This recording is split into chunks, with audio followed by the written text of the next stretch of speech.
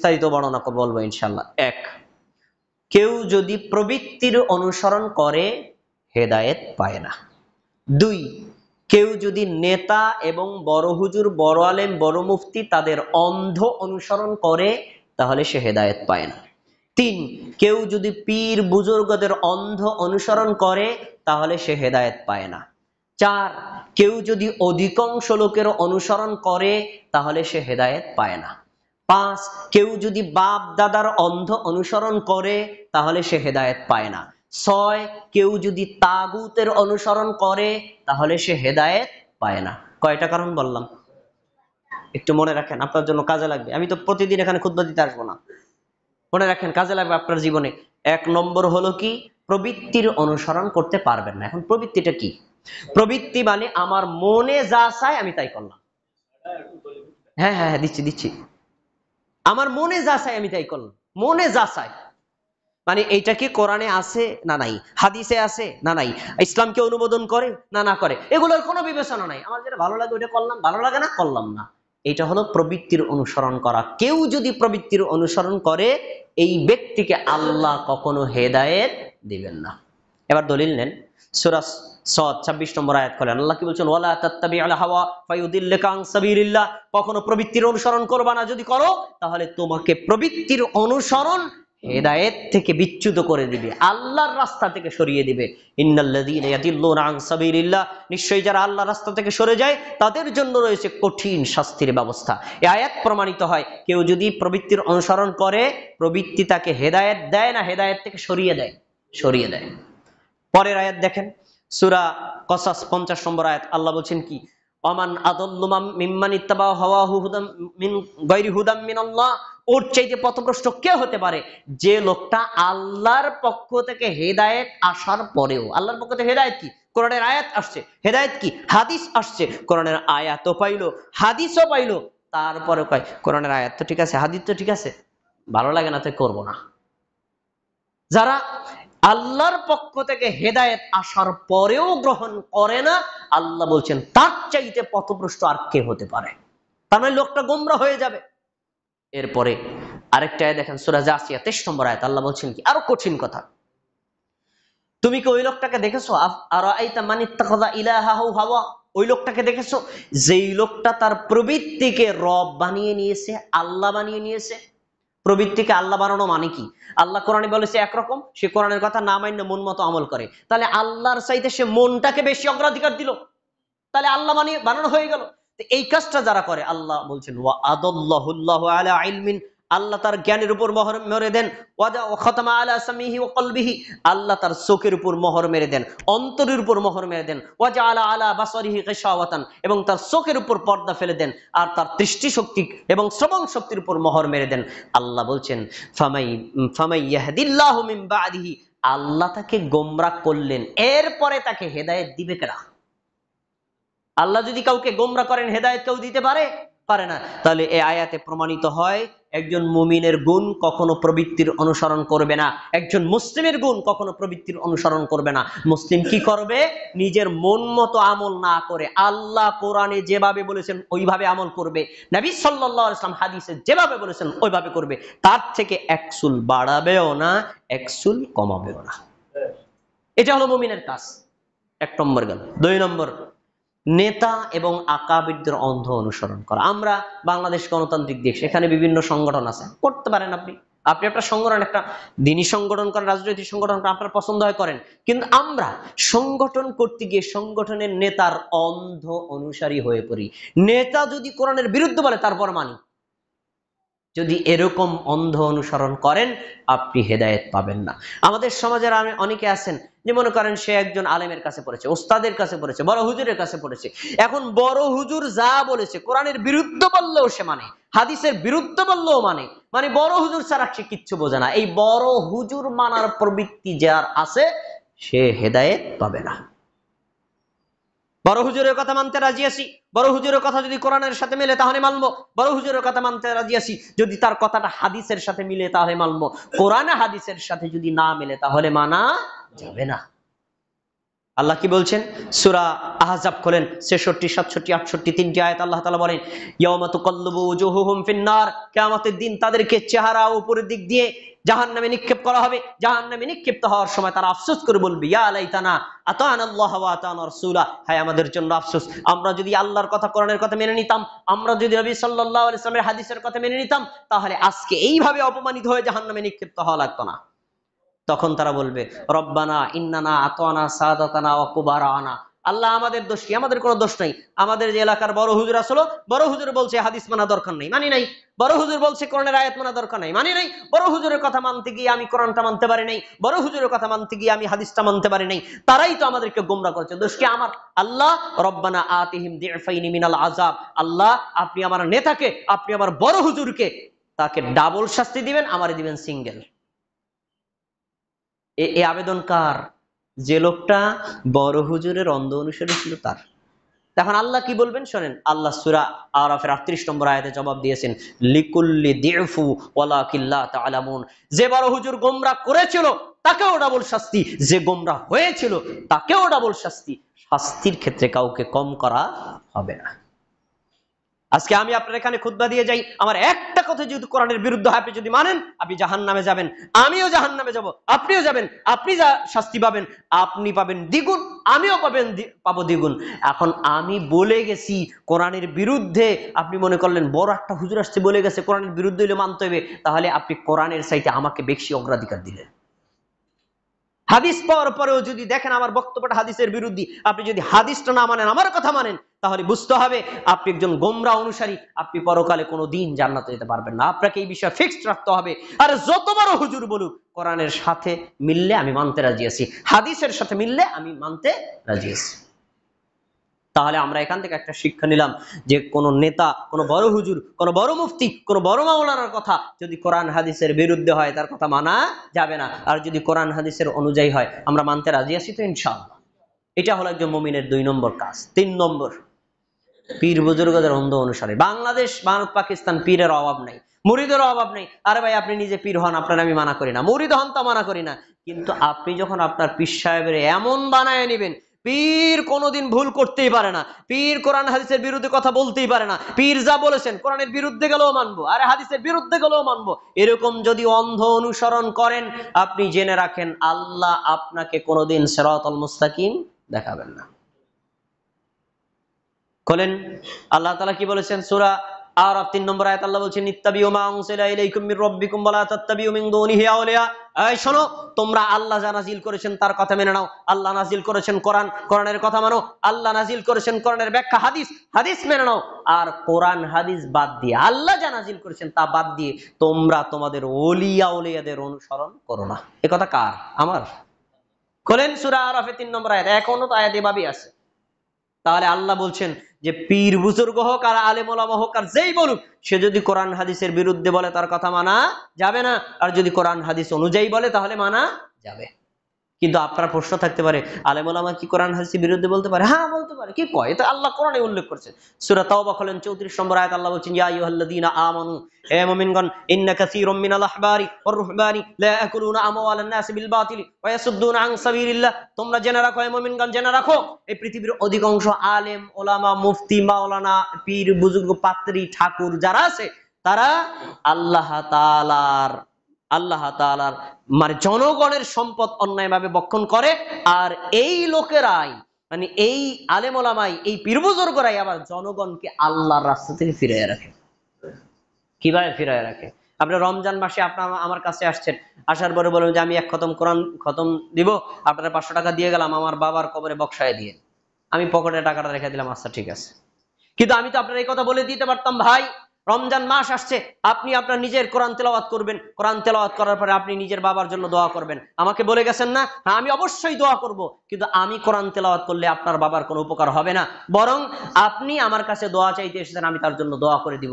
ভাই একটা সঠিক জিনিস শিখে গেল, কিন্তু আমি সেই সঠিক জিনিসটা শিক্ষা না দিয়া পকেটে কিছু রেখে দিলাম। এইভাবে জনগণকে মানুষ অন্যায় কাজ থেকে যে বিরয় রাখবে সেটা না রাখা আল্লাহর রাস্তা থেকে মানুষ ফিরায় রাখে, এরকম আলেম ওলামা কি নাই? আছে। আল্লাহ তাদের ব্যাপারে বলেছেন, এজন্য কোন পীর বুজুর্গদের, আলেম ওলামাদের অন্ধ অনুসরণ করা যাবে না। অন্ধ অনুসরণ করার মতো যোগ্য ব্যক্তি একজন, তার নাম মুহাম্মদ সাল্লাল্লাহু আলাইহি ওয়াসাল্লাম। তিনি যা বলেছেন তা মানতে বাধ্য, তিনি যা করেছেন তা করতে বাধ্য, আপনার পছন্দ হোক অথবা নাই হোক। কিন্তু আমি মানুষ, আমি ভুল করতে পারি। আমার কথা যদি কোরআন হাদিসের সাথে সাংঘর্ষিক হয়, আপনি মানতে পারবেন না। এটা ইসলামী শরিয়ত, এটা ইসলামী শরিয়তের নির্দেশনা। তাহলে আমরা তিনটা বিষয় পেলাম যে আমরা কখনো পীর বুজুর্গদের অন্ধ অনুসরণ করব না। এবার আসুন অধিকাংশ লোকের দোহাই দেওয়া। আমাদের সমাজে এটা একটা বড় রোগ, মারাত্মক রোগ। কারণ গণতান্ত্রিক দেশে একটা থিওরি আছে, আরে অধিকাংশ লোকের ভোট যে পায় সেই বিজয়ী হয়। ওই থিওরিটা আমরা সব জায়গায় লাগাইছি, এই এলাকার সব বর্ষাপাড়া এলাকার অথবা আপনাদের এই গোবরা এলাকার অধিকাংশ লোক যা করে তাই করতে হবে, অধিকাংশ লোক যা বলে তাই বলতে হবে, অধিকাংশ লোক যেদিকে চলে সেদিকে চলতে হবে। আর তুমি মেয়ে একা একটা আমল করো, তোমার একা আমল গ্রহণ করে কে? এরকম আমরা বলি না কি বলি না? এটা হলো গোমরা মানুষদের লক্ষণ। ইসলামী শরিয়তে সংখ্যা গরিষ্ঠতার কোনো মূল্য নাই, ইসলামী শরিয়তের সংখ্যা লঘিষ্ঠতার কোনো মূল্য নাই। ইসলামী শরিয়তের মূল্য আছে ওহীর, মূল্য আছে কোরআনের, মূল্য আছে হাদিসের। একটা মানুষ যদি গোপালগঞ্জ জেলায় আমল করে কোরআন অনুযায়ী, একটা মানুষ যদি গোপালগঞ্জ জেলায় আমল করে হাদিস অনুযায়ী, আর গোপালগঞ্জ জেলার লক্ষ লক্ষ মানুষ যদি তার বিরুদ্ধে চলে যায়, তারা যদি কোরআন হাদিসের বাইরে হয়, তাহলে আল্লাহ রব্বুল আলামিন তাদের কাউকে মূল্যায়ন করবেন না। যে লোকটা কোরআন হাদিস অনুযায়ী আমল করছে তাকেই মূল্যায়ন করবেন। আল্লাহর কাছে সংখ্যা গরিষ্ঠতার কোনো মূল্য নাই, আল্লাহর কাছে মূল্য আছে হেদায়েত অনুযায়ী, সিরাতুল মুস্তাকিম অনুযায়ী আমল করে যে তার। এই যে আয়াত আসবে আসবে দেখেন আপনি সূরা ইউনূসের 36 নম্বর আয়াত আল্লাহ রাব্বুল আলামিন কি বলছেন? ওমা ইয়াত্তাবিউ আকসারুহুম ইল্লা যান্নান। শোনো, পৃথিবীর অধিকাংশ মানুষ ধারণার অনুসরণ করে। অধিকাংশ মানুষ কিসের অনুসরণ করে? ধারণার অনুসরণ করে। আর ওয়া ইন্নায যান্না লা ইউগনি মিনাল হাক্কি শাইআ। জেনে রাখো, তোমার এই যে অধিকাংশ মানুষ যে ধারণা প্রসূত যে সিদ্ধান্ত দেয়, এই ধারণা মানুষকে কখনো সঠিক সিদ্ধান্ত দিতে পারে না। এবার সূরা আনামের 116 নম্বর আয়াত আপনার ইমাম সাহেব বলেছেন, ওয়া ইন তুতি আকসারা মান ফিল আরদি ইউদিল্লুকা আন সাবিলিল্লাহ। তুমি শোনো মুহাম্মদ সাল্লাল্লাহু আলাইহি ওয়াসাল্লাম, তুমি শোনো, তুমি যদি পৃথিবীর অধিকাংশ লোকের কথা মেনে চলো, পৃথিবীর অধিকাংশ মানুষ তোমাকে আল্লাহর রাস্তা থেকে সরিয়ে দিবে।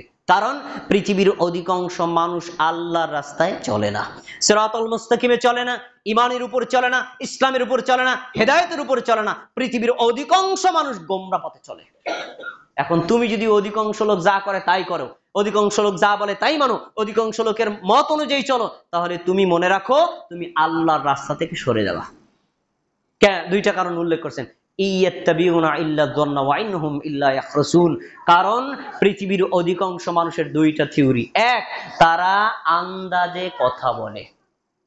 দুই, তারা না ধারণামূলক আমল করে। ধারণা কি? সবাই যেহেতু এরকম করছে তাহলে তো মনে এরকমই হবে, এটা ধারণা। আন্দাজে কথা বলে, আরে মেয়ে শুনছি না বাপদাদার আমল থেকে এরকম করে আসতেছি, দেখতেছি না সব হুজুর এরকম করতেছে, দেখতেছি না অধিকাংশ হুজুর এভাবে করতেছে, দেখতেছি না তার স্বভাবে যেভাবে কয় এভাবেই হবে। ধারণামূলক কথা। এই যে ধারণামূলক কথা অধিকাংশ লোকের অনুসরণ করার কারণে রাসূল সাল্লাল্লাহু আলাইহি ওয়াসাল্লাম কে বলেছেন, শোনো, তুমি পৃথিবীর অধিকাংশ লোকের কথা মানবা না, তোমার মান্য করার দায়িত্ব হলো আমি যা নাজিল করেছি তা কোরআন, আর কোরআনের ব্যাখ্যা হলো হাদিস। কোরআন হাদিস অনুযায়ী তুমি আমল করবা। আরো কারোর সাথে মিললেও ভালো, না মিললেও ভালো। অধিকাংশ লোক ইসলামী শরীয়তের কোনো মূল্যায়ন করে না। এ বলছেন, ইন্না রাব্বাকা হুয়া আ'লামু মান ইউদিল্লু আন সাবিলিহি ওয়া হুয়া আ'লামু বিল মুহতাদিন। জেনে রাখো, পৃথিবীর অধিকাংশ মানুষ কোন পথে আছে আল্লাহ ভালো করেই জানেন। আর পৃথিবীর অধিকাংশ মানুষ হেদায়েত প্রাপ্ত কিনা আল্লাহ ভালো করে জানেন। পৃথিবীর অধিকাংশ মানুষ গোমরা পথে থাকে, কম সংখ্যক মানুষ হেদায়েতের পথে থাকে। এজন্যই আল্লাহ বলেছেন অধিকাংশ লোকের কথা মান্য করা যাবে না। একটা দৃষ্টান্ত নেন, মুসলিম জাতির একজন অন্যতম অনুসরণীয় নবী ইব্রাহিম আলাইহিস সালাতু ওয়াস সালাম। সূরা নাহলের 120 নম্বর আয়াতটা খুলে দেখেন, আল্লাহ কি বলছেন? ইন্না ইব্রাহিমা কানা উম্মাতান কানিতান লিল্লাহি হানিফা। ইব্রাহিম আলাইহিস সালাম যখন নবুয়ত পেলেন, তখন তিনি আল্লাহর দেওয়া হেদায়েত অনুযায়ী আমল করা শুরু করলেন। তিনি ছিলেন তাওহীদপন্থী মুসলিম, আর সারা পৃথিবীর মানুষ ছিল মুশরিক। তিনি সবাই মুশরিক, আর তিনি একা তাওহীদবাদী। আল্লাহ তাআলা সকল মানুষকে মূল্যায়ন করেন নাই, এক ইব্রাহিমকে মূল্যায়ন করে বলছেন, ইন্না ইব্রাহিমা কানা উম্মাতান লিল্লাহি কানিতান লিল্লাহি হানিফা। জেনে রাখো, ইব্রাহিম আলাইহিস সালাম একাই আল্লাহর জন্য একনিষ্ঠ একটা জাতি ছিলেন। আপনাদের কাছে প্রশ্ন ভাই, জাতি বলতে কি একজন বুঝায় না অনেক লোক বুঝায়? অনেক লোক বুঝায় না? আল্লাহ এখানে একজন মানুষকে জাতি বলেছেন। একজন মানুষকে জাতি বলেছেন। আর ইব্রাহিম আলাইহিস সালাম বাকি পৃথিবীর সব মানুষ মুশরিক, আল্লাহ তাদের কোনো মূল্যায়নই করে নাই।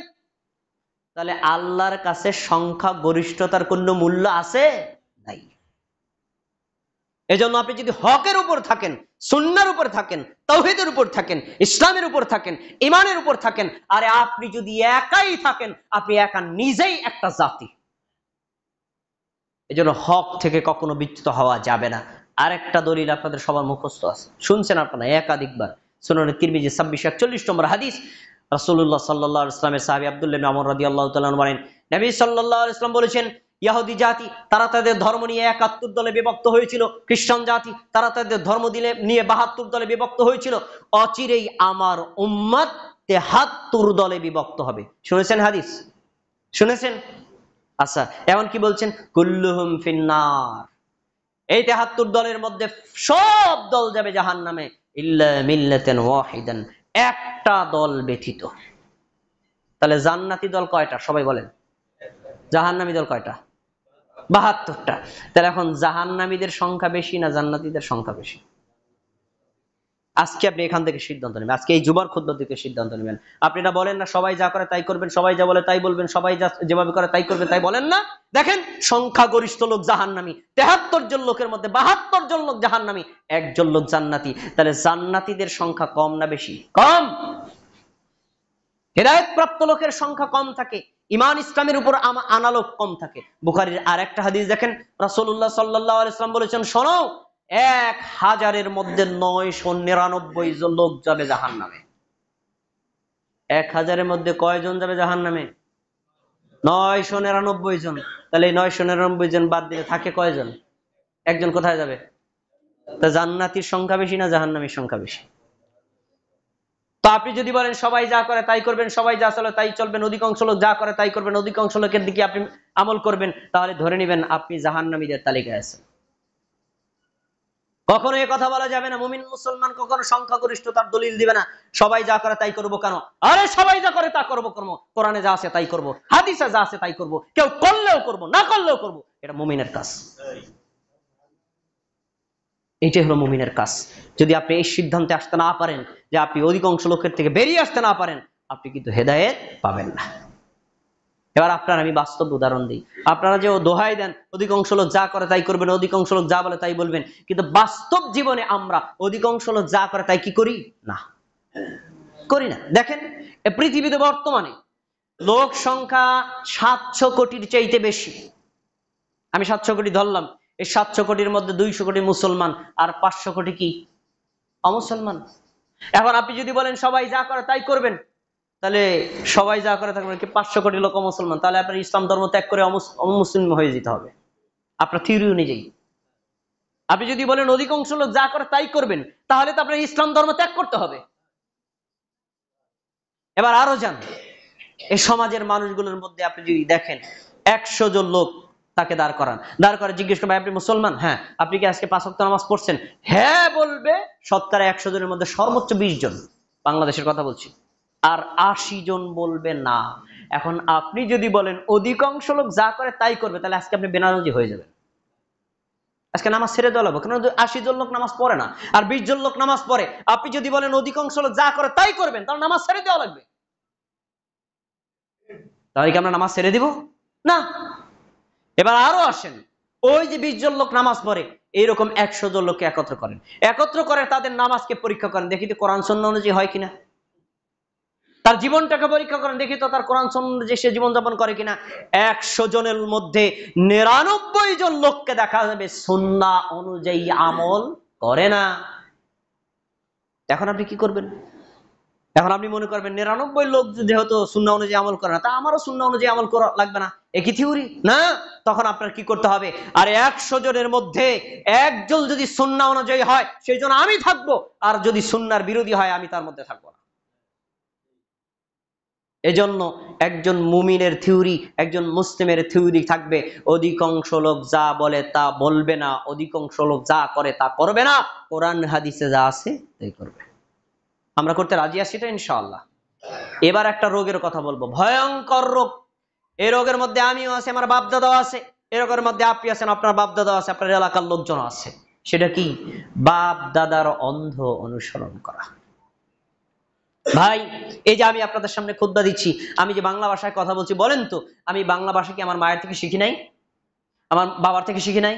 আমার প্রতিবেশীর থেকে শিখি নাই? হ্যাঁ, আমরা বাপ দাদার ওয়ারিশ সূত্রে অনেক জিনিস তাদের থেকে পাই, কিন্তু বাপ দাদার ওয়ারিশ সূত্রে যে জিনিসটা ভালো, যে জিনিসটা সঠিক, আমরা সেটা ধরে রাখবো। আর যদি প্রমাণিত হয় বাপ দাদার এই আমলটা ভুল, আমরা কি ভুলটা ধরে রাখবো না ছেড়ে দেবো?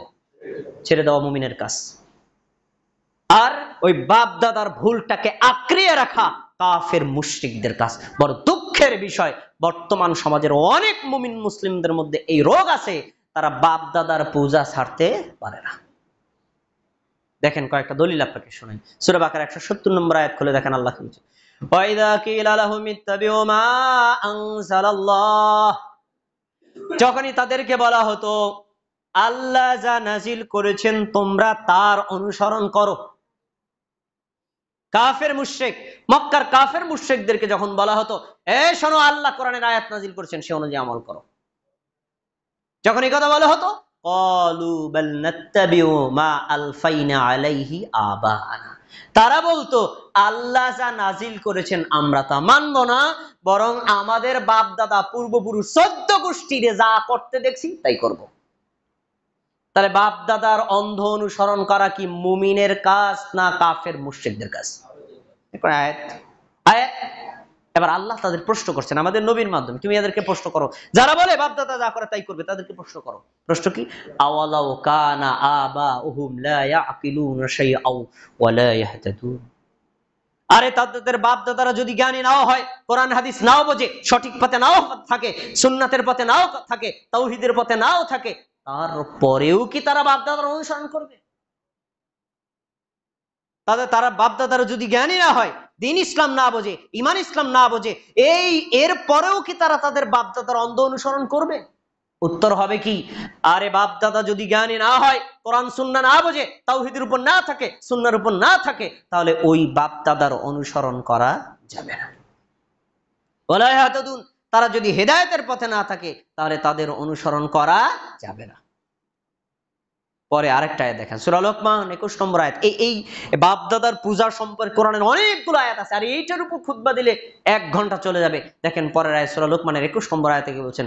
ওয়াইদা কিলা লাহুম ইত্তাবিউ মা আনজালাল্লাহ, যখন তাদেরকে বলা হতো আল্লাহ যা নাজিল করেছেন তোমরা তার অনুসরণ করো, আল্লাহ নাজিল করেছেন কোরআন, কোরআনের অনুসরণ করো, এবং ওই কোরআনের ব্যাখ্যা দিয়েছেন আমাদের নবী হাদিস দিয়ে, হাদিসের অনুসরণ করো, এ কথা যখন তাদেরকে বলা হতো তখন তারা বলতো বাল নাত্তাবিউ মা ওয়াজাদানা আলাইহি আবানা, না কোরআন হাদিস আমরা মানতে রাজি না, আমাদের বাপ দাদাদেরকে দেখছি বাবা ঘরের মধ্যে 360টা মূর্তি পূজা করছে, ওই মূর্তির পূজা করব, তাই করব, যা তাদেরকে যা করতে দেখছি তাই করব, ভুল করলেও করব, সঠিক করলেও করব। আল্লাহ তাদের একটা প্রশ্ন করেছেন, এখান থেকে একটা শিক্ষণীয় বিষয় আছে, বলছেন আওয়ালাউ কানাশ শাইতানু ইয়াদউহুম ইলা আযাবিস সাঈর, তারা যে বাপ দাদার অন্ধ অনুসরণ করতে চায়, তারা কি জানে বাপ দাদার অন্ধ অনুসরণের দোহাই দিয়ে তাদেরকে শয়তান জাহান্নামের কঠিন আগুনের দিকে নিয়ে যাচ্ছে? এটা কি তারা জানে? তাহলে বাপ দাদার পূজা করা, বাপ দাদা যা করেছে তাই করা, বাপ দাদার অনুসরণ করা, 14 গোষ্ঠী যা করেছে তাই করব, নতুন নতুন কোরআন হাদিস মানবো না, এই থিওরিগুলো শয়তানের শেখানো, এই শয়তান এগুলো শিখিয়ে মানুষকে জাহান্নামের দিকে নিতে চায়। আপনি কি জাহান্নামের দিকে যাবেন? না গেলে বাপ দাদার অন্ধ অনুসরণ করা যাবে না। বাপ দাদা যা ভালো করেছেন আমরা ভালোটা সযত্ন করব, বাপ দাদা যদি ভুল করেন এই ভুলের জন্য আমরা তাদের কাছে, আল্লাহর কাছে তাওবা করবো, আল্লাহ আমার বাবা এই ভুলটা বুঝতো না, যদি বুঝতো তাহলে করতো না, আল্লাহ তুমি আমার বাবাকে ক্ষমা করে দাও, কিন্তু আমি কি এই ভুলটা করবো না, ছেড়ে দেব, ছেড়ে দেব। এবার একটা চলন্ত উদাহরণ আপনাকে দিচ্ছি, সহিহ মুসলিমের হাদিস, রাসূলুল্লাহ সাল্লাল্লাহু আলাইহি ওয়াসাল্লামের আপন চাচার নাম আবু তালিব। রাসূল সাল্লাল্লাহু আলাইহি ওয়াসাল্লাম যখন জন্মের আগেই তার বাবা মারা গেছেন, তার দাদা প্রতিপালন করতেন আব্দুল মুত্তালিব। আব্দুল মুত্তালিব মৃত্যুবরণ করার সময় তার ছেলে আবু তালিবকে বলে গেছেন, এই মোহাম্মদ তোমার হাতে দিয়ে গেলাম, তুমি দেখাশোনা করবা। আবু তালিব মুহাম্মদ সাল্লাল্লাহু আলাইহি ওয়াসাল্লামকে নিজের সন্তানের মতো প্রতিপালন করেছেন, ছায়া দিয়ে রেখেছেন, নিরাপত্তা দিয়েছেন। একজন সন্তানকে তার বাবা যতটা বেশি আদর যত্ন সোহাগ না করে, তার চেয়ে অনেক বেশি এই আবু তালেব তার এই ভাতিজা মুহাম্মদ সাল্লাল্লাহু আলাইহি ওয়াসাল্লামকে করেছেন। যখন আবু তালেব অসুস্থ হলেন, হাদিস আপনাদের জানা, অসুস্থ হলেন, মৃত্যুবরণ করবেন ভাব, তখন আমাদের নবী এর সংবাদ শুনে আবু তালেবের নিকটে আসছেন তার ঘরে দেখার জন্য। এসে দেখছেন আবু তালেবের পাশে আছে আবু জাহাল। বলেন আবু জাহাল কি কাফের না মুমিন? কাফের। আব্দুল্লাহ ইবনে আবি উমাইয়া কাফের। আরো একাধিক কাফের ওখানে বসা আছে, কাফের লিডাররা ওখানে বসা। এখন আমাদের নবী যে বলছেন, ইয়া আম্মি কুল লা ইলাহা ইল্লাল্লাহ, হে আমার চাচা আপনি বলেন লা ইলাহা ইল্লাল্লাহ। একটু কথা বলে রাখি, সেটা হলো পৃথিবীর সব মানুষের জন্য কালেমা শাহাদাত পড়ে মুমিন মুসলমান হওয়া ফরজ, কিন্তু আল্লাহ এবং আল্লাহর নবী শুধু একটা মানুষকে ছাড় দিয়েছেন, ওনাকে লা ইলাহা ইল্লাল্লাহ মুহাম্মাদুর রাসূলুল্লাহ, আশহাদু আল্লা ইলাহা ইল্লাল্লাহ আশহাদু আন্না মুহাম্মাদুর রাসূলুল্লাহ পুরোটা বলেন নাই। আর আপনারা আশহাদু আন্না মুহাম্মাদুর রাসূলুল্লাহ বলা লাগবে না, আপনি শুধু এটি বলেন লা ইলাহা ইল্লাল্লাহ, এটি কালেমা তয়্যিবা। আপনি শুধু বলেন লা ইলাহা ইল্লাল্লাহ মুহাম্মাদুর রাসূলুল্লাহ বলার দরকার নেই, কারণ আমি তো আপনার ভাতিজাই। আপনি লা ইলাহা ইল্লাল্লাহ বলেন, আশহাদু লাকা বিহা ইনদাল্লাহি ইয়াউমাল কিয়ামাহ। আপনি যদি এখন মৃত্যু মুখে কালেমা তয়্যিবা লা ইলাহা ইল্লাল্লাহ বলেন, আমি নবী মুহাম্মদ সাল্লাল্লাহু আলাইহি ওয়াসাল্লাম কিয়ামতের দিন আল্লাহর কাছে বলবো, আল্লাহ আমার চাচা লা ইলাহা ইল্লাল্লাহ বলেছেন, তুমি তাকে ক্ষমা করে দাও। তো এই অফার পাইলে যে কোনো মানুষ খুশি না বেজার? খুশি। আবু তালেবের মনটা একটু গলে গেছে, আচ্ছা ঠিক আছে লা ইলাহা ইল্লাল্লাহ বলি, হয়তো এখন দুনিয়া থেকে চলেই যাব, লা ইলাহা ইল্লাল্লাহ বলে আর কি হবে, বলার একটা মুড তৈরি হয়েছে। দেখি আপনাদের মনে আছে কিনা বলেন তো, আবু তালেবের পাশে আর কে কে বসা? আবু জাহাল বসা, আব্দুল্লাহ ইবনে আবু উমাইয়া বসা, বড় বড় কাফের লিডাররা বসা। যখন তারা দেখছে আবু তালেব এই যে লা ইলাহা ইল্লাল্লাহ বলে মুমিন মুসলমান হবে ভাব, তখন আবু জাহেলের বক্তব্য শুনলেন। ফাকালা আবু জাহলিন ইয়া আবা তালিব আতারগাবু আন মিল্লাতি আব্দুল মুত্তালিব, এ আবু তালেব তুমি কি তোমার বাপ দাদা ধর্ম ছেড়ে দেবা? এবার বলেন আবু জাহেলের দলিল কি ছিল? কোরআনের আয়াত, হাদিস কি ছিল? এই যে আমার ভাই বুঝে গেছেন, আবু জাহেলের দলিল ছিল বাপ দাদা যা করছে তাই করবো, তুমি বাপ দাদার ধর্ম ছেড়ে দিবা? তাহলে বাপ দাদার দোহাই দেওয়া কাফের মুশরিকদের কাজ, বাপ দাদার দোহাই দেওয়া আবু জাহেলের কাজ, বাপ দাদার দোহাই দেওয়া আব্দুল্লাহ ইবনে আবু উমাইয়ার কাজ।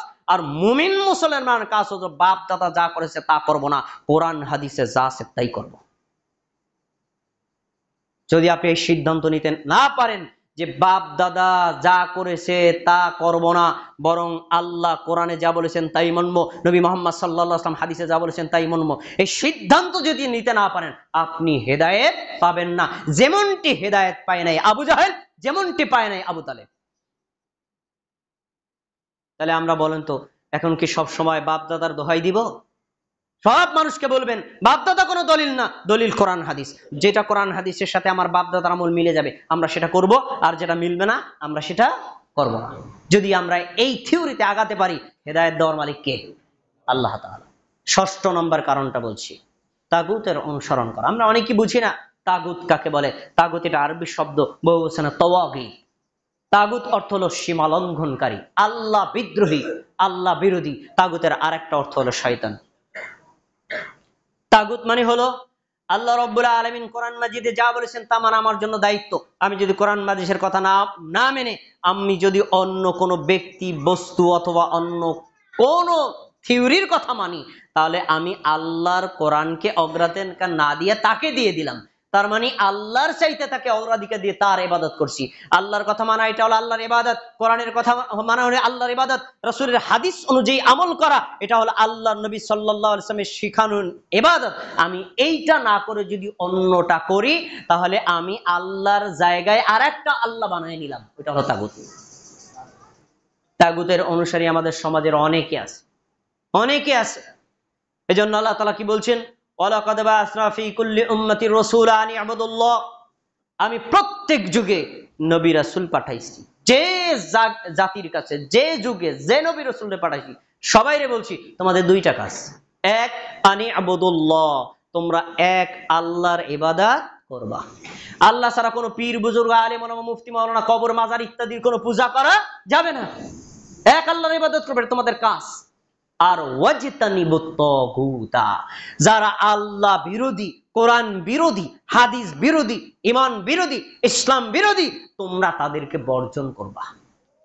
তাদের সাথে তোমাদের কোনো লেনদেন, কথাবার্তা, আচার আচরণ, তাদের কোনো আনুগত্য করা যাবে না। এটা প্রত্যেক নবী রাসূলকে আল্লাহ আদেশ দিয়েছেন। তাহলে মুমিনদের দুইটা কাজ, এক আল্লাহর ইবাদত করা আর তাগুতকে বর্জন করা। হ্যাঁ, সূরা নাহল 36 নম্বর আয়াত। তাহলে আয়াত প্রমাণিত হয় আল্লাহ আদেশ করেছেন আমাদেরকে, আমরা যেন আল্লাহর ইবাদত করি, তাগুতকে বর্জন করি। যদি এরপরেও কোনো মানুষ তাগুতের পূজা করে, তার পরিণতি কি? সহিহ বুখারী 7437 নম্বর হাদিসটা খুলে দেখেন। বড় হাদিসের একটা অংশ আপনাকে আমি শোনাই। আবু হুরায়রা রাদিয়াল্লাহু তাআলা আনহু বলেন, রাসূলুল্লাহ সাল্লাল্লাহু আলাইহি ওয়াসাল্লাম বলেছেন, কিয়ামতের দিন আল্লাহ সুবহানাহু ওয়া তাআলাকে তোমরা ওই রকম ভাবে দেখতে পারবা যেভাবে তোমরা দুনিয়াতে এই সূর্য এবং দুনিয়াতে রাত্রিবেলায় চাঁদ তোমরা যেভাবে দেখতে পাও, ঠিক ওইভাবে দেখতে পারবা। সুবহানাল্লাহ। তাহলে আল্লাহ তাআলাকে দেখা যাবে, এটা একটু প্রমাণিত হাদিস। আল্লাহকে কিয়ামতের দিন দেখা যাবে। যদি আল্লাহকে দেখা যায় তাহলে আল্লাহ নিরাকার নন, অবশ্যই আল্লাহর আকার আছে। আল্লাহর আকার কার মতো? আল্লাহর আকার আল্লাহর মতোই। আল্লাহর আকারের সাথে পৃথিবীর কোন সৃষ্টিকে তুলনা করা যাবে না। হ্যাঁ, আল্লাহ লাইসা কামিসলিহি শাই, তার সাথে কোনো তুলনা নাই। ওয়ালাম ইয়াকুল লাহু কুফুয়ান আহাদ, তার কোনো সমতুল্য কেউ নাই। আল্লাহ আল্লাহর মতোই। আল্লাহর অবশ্যই আকার আছে, কিন্তু এই যে চক্ষু আল্লাহ আপনাকে দিয়েছেন পৃথিবীতে, এই চক্ষু দ্বারা দেখার মতো কারো ক্ষমতা নাই। কোন দিন দেখবেন? জান্নাতে যেদিন যাবেন সেদিন আল্লাহকে দেখবেন। আলেম আমাদের মুখ থেকে শুনেছেন না, জান্নাতে গিয়ে মানুষ যত নিয়ামত পাবে তার ভিতরে শ্রেষ্ঠ নিয়ামত হলো আল্লাহর দর্শন। আল্লাহকে দেখার পরে জান্নাতের সব নিয়ামত ভুলে যাবে। এই নিয়ামতের সাথে সামনে অন্যান্য নিয়ামত কোনো নিয়ামতই। এবার দেখেন হাদিসের পরের অংশ কি? পরের অংশ হলো যে রাসূলুল্লাহ সাল্লাল্লাহু আলাইহি ওয়াসাল্লাম বলেন, কিয়ামতের দিন আল্লাহ তাআলা ইয়াজতামিউন, আল্লাহ তাআলা কিয়ামতের দিন একত্র করবেন একেবারে আদম আলাইহিস সালাম থেকে শুরু করে কিয়ামত পর্যন্ত যত মানুষ সবাইকে, যত জিন সবাইকে, সব সৃষ্টিকে একত্রিত করবেন। একত্রিত করে মহান আল্লাহ সমস্ত সৃষ্টির সামনে একটা ভাষণ দিবেন। এই ভাষণ দিয়ে আল্লাহ নাস্তিক, কাফের, মুশরিক, বেঈমান সব আলাদা করে মুমিনদেরকে একদম এক জায়গা করে নেবেন।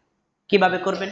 আল্লাহ বলবেন, মান কানা ইয়াবুদু শাইআন ফালিয়াতবাহু, পৃথিবীতে যে যার পূজা করেছিল, যে যার ইবাদত করেছিল, আজকে সে তার অনুসরণ করো। ফায়াতবাউ মান কানা ইয়াবুদু শামসা শামসা, যারা সূর্য পূজা করেছিল তারা সূর্যের অনুসরণ করবে। ওয়ায়াতবাউ মান কানা ইয়াবুদুল কমারাল কমারা, যারা চন্দ্র পূজা করেছিল তারা চাঁদের অনুসরণ করবে। ওয়ায়াতবাউ মান কানা ইয়াবুদুল আওসান আল আওসান, যারা মূর্তি পূজা করেছিল তারা মূর্তির অনুসরণ করবে। ওয়ায়াতবাউ মান কানা সলিব সলিব, যারা ক্রুশের পূজা করেছিল, খ্রিস্টানরা ক্রুশের পূজা করে, যারা ক্রুশের পূজা করেছিল তারা ক্রুশের অনুসরণ করবে। সূর্য পূজারী আলাদা হয়ে গেল, চন্দ্র পূজারী আলাদা হয়ে গেল, তারপরে মূর্তি পূজারী আলাদা হয়ে গেল, তারপরে ক্রুশের পূজারী আলাদা হয়ে গেল। এরপরে থাকবে কারা? মুমিন আর মুনাফিক। এবার আল্লাহ ভাগ করবেন মুনাফিকদেরকে। এই যে বাছাই করছেন কারা খাঁটি মুমিন আর কারা মুনাফিক, তাদের আলাদা করছেন। ফায়াতিহিমুল্লাহু ফি সূরাতিন গায়রা সূরাতিহি, অতঃপর আল্লাহ রাব্বুল আলামিন, এর আগে একটা শব্দ রয়ে গেছে, ওয়ায়াতবাউ মান কানা ইয়াবুদুত তাওয়াগীত, তাওয়াগীত, যারা পৃথিবীতে তাগুতের পূজা করেছিল তারা তাগুতের অনুসরণ করবে। তাহলে তাগুত পূজারীও আলাদা হয়ে গেল। এই যে দেখেন, যারা চন্দ্র পূজারী জান্নাতি না জাহান্নামী? সূর্য পূজারী জান্নাতি না জাহান্নামী? যারা ক্রুশ পূজারী জান্নাতি না জাহান্নামী?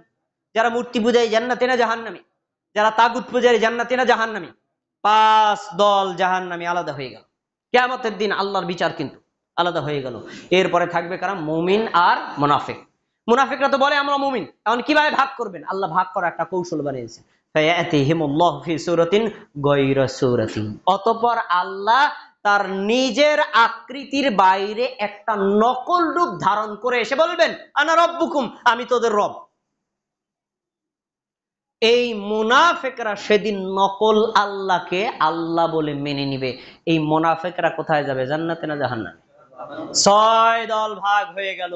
ওই 6 দল যখন ভাগ করবেন তখন মুনাফিকদের বক্তব্য থাকবে, হাত্তা ইয়াতিনা রাব্বুনা, আমরা এই জায়গা থেকে এক চুল পরিমাণ সরব না যতক্ষণ পর্যন্ত আমাদের রব না আসবে, কারণ আমাদের রব আসলেই আমরা তাকে চিনে ফেলবো। সুবহানাল্লাহ, আসলে দেখলেই চিনে ফেলবো। আচ্ছা, এরপরে অতঃপর আল্লাহ রাব্বুল আলামিন তার নিজের আকৃতিতে খাঁটি মুমিনদের সামনে আসবেন, এসে বলবেন আনা রব্বুকুম, আমি তোমাদের রব। সেদিন সমস্ত মুমিন, সমস্ত মুসলিম আল্লাহর সামনে সিজদায় পড়ে যাবে। এরা হলো খাঁটি মুমিন, এরা হলো খাঁটি মুসলিম। আজকের এই দুনিয়াতে যারা বিশ্বাস করবে আল্লাহর আকার নাই, কিয়ামতের দিন তারা আল্লাহর আকার দেখে বিশ্বাস করতে পারবে না, এরা সেদিন মুনাফিকদের তালিকায় থাকবে। এজন্য আল্লাহ নিরাকার, এটা মুনাফিকদের বিশ্বাস। আল্লাহর আকার আছে, এটা মুমিন মুসলিমদের বিশ্বাস। কিন্তু আকারের কারোর সাথে তুলনা করা যাবে না। আমি হাদিসটি বলার মূল কারণ কি, ওই যে তাগুত পূজারী, তারা কোথায় গেছে? জাহান্নামে না জান্নাতে? জাহান্নামে। আমরা আজকের এই বক্তব্য থেকে জানতে পারলাম একজন মুমিনকে 6টি কাজ বর্জন করতে হবে, যদি করে তাহলে সে ঈমানদারদের তালিকায় থাকবে। 1 নম্বর, কখনোই প্রবৃত্তির অনুসরণ করা যাবে না। 2 নম্বর, নেতা এবং বড় হুজুর, বড় আলেম, বড় মুফতির অন্ধ অনুসরণ করা যাবে না। 3 নম্বর, কোন পীর বুজুর্গদের অন্ধ অনুসরণ করা যাবে না। 4 নম্বর, অধিকাংশ লোকের অনুসরণ করা যাবে না। 5 নম্বর, বাপ দাদার অন্ধ অনুসরণ করা যাবে না। 6 নম্বর, তাগুতের অনুসরণ করা যাবে না। আজকে আমি শুধু বললাম যাবে না, যাবে না, তা যাবে কোনটা? এই তো আপনাদের প্রশ্ন, তাই না? এই 6টাই যদি না যায় তা যাবে কোনটা? যাবে কোনটা?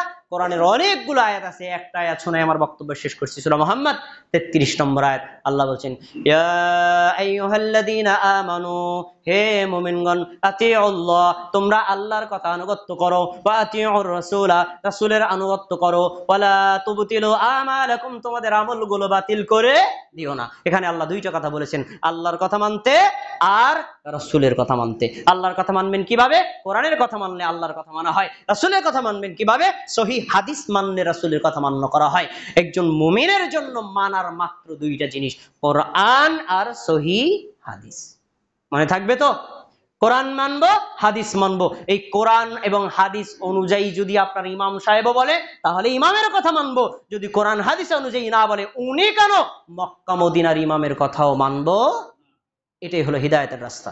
আমরা কি এভাবে মেনে হেদায়েত পাওয়ার প্রত্যাশা করতে পারি? ইনশাআল্লাহ। আল্লাহ আমাদের সবাইকে হেদায়েত প্রাপ্তদের অন্তর্ভুক্ত করুন, আমিন।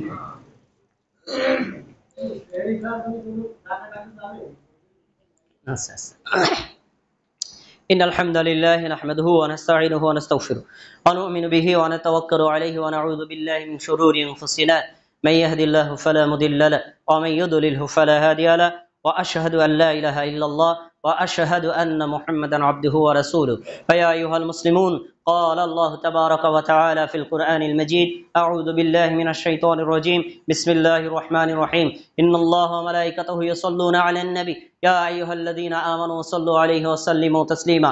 اللهم صل على محمد وعلى آل محمد كما صليت على إبراهيم وعلى آل إبراهيم إنك حميد مجيد. اللهم بارك على محمد وعلى آل محمد كما باركت على إبراهيم وعلى آل إبراهيم إنك حميد مجيد. হ্যাঁ, আমার ভাই একটা প্রশ্ন করেছেন, আমি প্রশ্নের উত্তর দিতে গেলে তো আসলে সময় বেশি চলে যাবে খুতবার ভিতর। যে আমি শুধু একটা কথা বলে দিচ্ছি, আমি আজকে যে খুতবাটা দিয়েছি না, আসলে এই খুতবাটা 1 ঘন্টার খুতবা না। আমার ভাই ভালো জানেন, খুতবাটা টানা কয়েক ঘন্টা দিলে আপনারা ক্লিয়ার বুঝতে পারতেন। আমি কিন্তু 6টা সূত্র বলে গেছি, কিন্তু একটারও উদাহরণ দেইনি। আর বাঙালিরা উদাহরণ না দিলে বুঝে না। আমি একটা উদাহরণ দিই। ধরেন আজকে সূর্যাস্তের সময় হলো 6টা 10। হাদিসে বলা হয়েছে যখন সূর্য অস্ত যায় তখন ইফতার করো। এখন যখন সূর্য অস্ত যায় তখন ইফতার করা হাদিসের নির্দেশনা। এখন আমাদের সমাজের মানুষ কি যখন সূর্য অস্ত যায় তখন ইফতার করে না আজান দেওয়ার পরে করে? সূর্য অস্ত যাওয়ার 3 মিনিট পরে আজান দেয়, আজানের পরে ইফতার করে। এখন আমার নির্দেশনা হলো সূর্য অস্ত যাওয়ার পরে ইফতার করা। আমি ওই হাদিস অনুযায়ী সূর্য অস্ত গেলে ইফতার করব না সমাজের সাথে মিলাইয়া ওই 3 মিনিট পরে করব? আমার উচিত হবে কি ওই হাদিস অনুযায়ী আমল করা। এখন এইরকম অনেক আমল আছে। রাসূল সাল্লাল্লাহু আলাইহি ওয়াসাল্লাম বলছেন তোমরা কাতারে যখন দাঁড়াও তখন পায়ে পা কাঁধের সাথে কাঁধ মিলিয়ে দাঁড়াও। আমি এখন এই যে ভাই দাঁড়ানো আছে, ইনি তো আমার বাবার চাইতে বড় হবে, ইনি আমার বড় ভাইয়ের চাইতে বড় হবে, আমি পাশে দাঁড়াইলাম, বললেন মিলে দাঁড়ান। তো এখন আমি যখন ওর পাশ সাথে মিলাইছি, তখন উনি বলবেন কি, এই মাদারীপুর থেকে কোন আলেম আইছে, হ্যাঁ তো আদব কায়দা কিচ্ছু জানেন, দেখো আমি ওনার বাবার চাইতে বড়, আমার পাশ সাথে পা মিলাইছে। এমন বলে নাকি বলে না? এটা হলো প্রবৃত্তি পূজা। হাদিসে বলা হয়েছে পায়ের সাথে পা, কাঁধের সাথে কাঁধ মিলিয়ে নামাজ পড়ার জন্য। আমি পায়ের সাথে পা মিলিয়ে দাঁড়াইছি, হাদিসে যেভাবে বলা হয়েছে এভাবে মানাটাই হলো সুন্নাহ। এটা বেয়াদবি নয়, এটাই হলো আদব। কিন্তু আমাদের সমাজের লোক আদব জানে না, তাই করে। এখন ভাইয়ের প্রশ্নের উত্তরে আসি। আরে সাহারির জন্য ডাকাডাকি করা যাবে কিনা? সাহারির জন্য অবশ্যই ডাকা যাবে, কিন্তু নবী যেভাবে ডেকেছেন সেভাবে। নবী কিভাবে ডেকেছেন? বুখারীর হাদিস করেন, রাসূল সাল্লাল্লাহু আলাইহি ওয়াসাল্লাম বলছেন, শোনো, লা ইয়ামনা আন্না আহাদাকুম আযানু বিলাল মিন সুহুরি, বেলাল যখন আযান দেয়, সে দেয় রাত্রি বেলায় আযান, বেলাল আযান দিলে তোমরা খাওয়া বন্ধ করবে না। কেন? বেলাল রাদিয়াল্লাহু তাআলা আনহু আযান দেয় দুইটা কারণে। এক, যারা এখন তাহাজ্জুদ বা তারাবির সালাত পড়তেছে তাদেরকে স্মরণ করিয়ে দেয়, ভাই এখন নামাজটা ছেড়ে দিয়ে যাও, সাহারি খাও। তাহলে বেলাল আযান দিতেন সাহারি খাওয়ার জন্য। আর যারা ঘুমন্ত থাকতে তাদেরকে জাগ্রত করতে, ভাই যারা ঘুমিয়ে আছেন ওঠেন, এখন সাহারিকার সময় হয়েছে। তা রাসূলের জমানায় মুয়াজ্জিন ছিল দুইজন ফজরের। এক আব্দুল্লাহ ইবনে উম্মে মাকতুম, তিনি আজান দিতেন ফজর ওয়াক্ত শেষ হওয়ার পরে আজান দিতেন। ওনার আজান শুনে আর কোনো কিছু খাবার খাওয়া যেত না। আর বেলাল রাদিয়াল্লাহু তাআলা আনহু আজান দিতে তার ঘন্টা খানিক আধা ঘন্টা আগে। তাহলে রাসূলের জমানায় মানুষকে সাহারির জন্য ডাকার পদ্ধতি ছিল, সে পদ্ধতিটার নাম কি? পদ্ধতির নাম কি বলেন? আজান। তাহলে রাসূল সাল্লাল্লাহু আলাইহি ওয়াসাল্লামের সুন্নাত অনুযায়ী ডাকতে হবে, কি দিতে হবে? আজান। এবার আপনার একজন দাঁড়ায় বলবেন, এই মিয়া, আপনি যদি আল্লাহু আকবার বলেন আমরা তো মনে করবো এই তো গেছে ফজর শেষ হয়ে খাওয়া বন্ধ।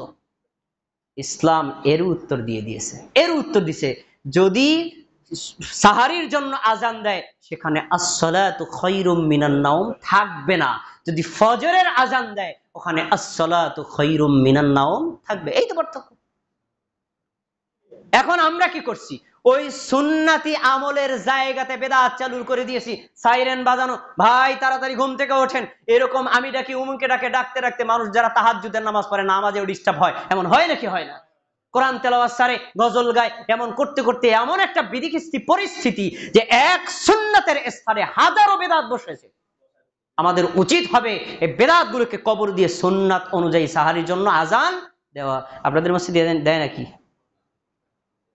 এটা আপনাদের দোষ না, আপনাদের দোষ না। কারণ আপনারা যদি হঠাৎ করে দিয়ে দেন, তাহলে আশেপাশের মসজিদের মুসল্লিরা পরের দিনে আমাকে ধরতে পারে, এই না আপনাকে আজানের কারণে আমরা সাহারি খাইতে পারিনি, কারণ আশেপাশে স্টাবলিশ নাই তাই। কিন্তু যান আপনি মক্কা মদিনায়, আপনি গিয়ে দেখবেন সাহারির আজান হয় নাকি হয় না?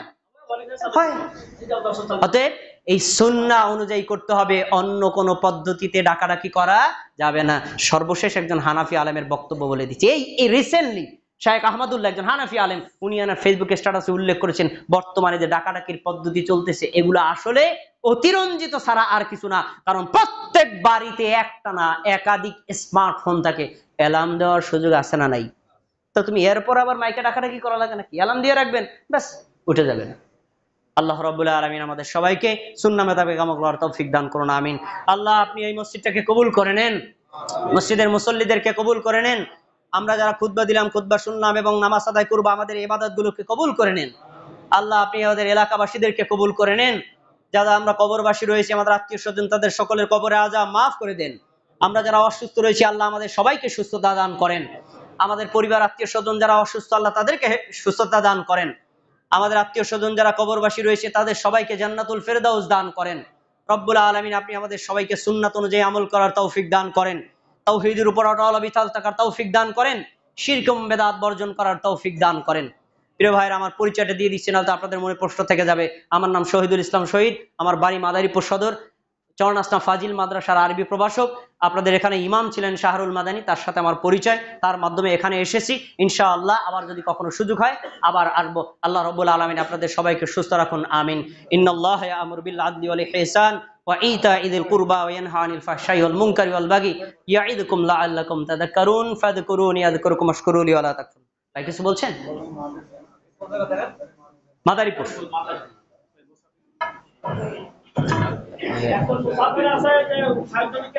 হ্যাঁ, একজন ভাই আসছেন আপনাদের কাছে আর্থিক সহযোগিতার জন্য, আপনারা সাধ্যমতো সহযোগিতা করবেন ইনশাআল্লাহ। জি।